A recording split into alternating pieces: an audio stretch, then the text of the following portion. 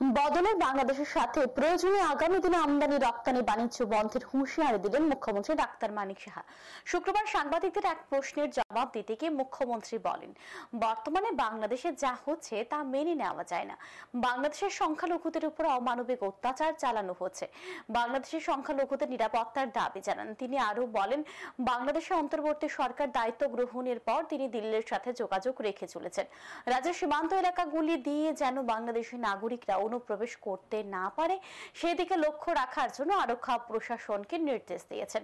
বাংলাদেশের সাথে আমদানি রপ্তানি বাণিজ্য বন্ধের বিষয়ে প্রশ্ন করা হলে মুখ্যমন্ত্রী জানান, এখনো পর্যন্ত এই বিষয়ে কোনো সিদ্ধান্ত গ্রহণ করা হয়নি, তবে প্রয়োজনে আগামী দিনে এই সিদ্ধান্ত গ্রহণ করা হতে পারে।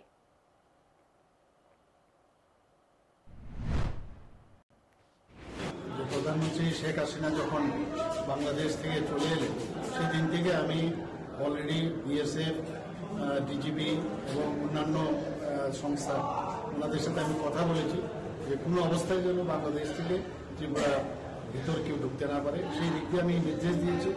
এবং আমি দিল্লির সাথেও আমি কথা বলেছি এবং ওখানকার যে হাল হকিকত সেটাও আমি টাইম টু টাইম আমি জানাচ্ছি এবং সেইভাবে আমার উপর নির্দেশ আছে কী করতে হবে এবং সেই দিশায় কাজ করছি।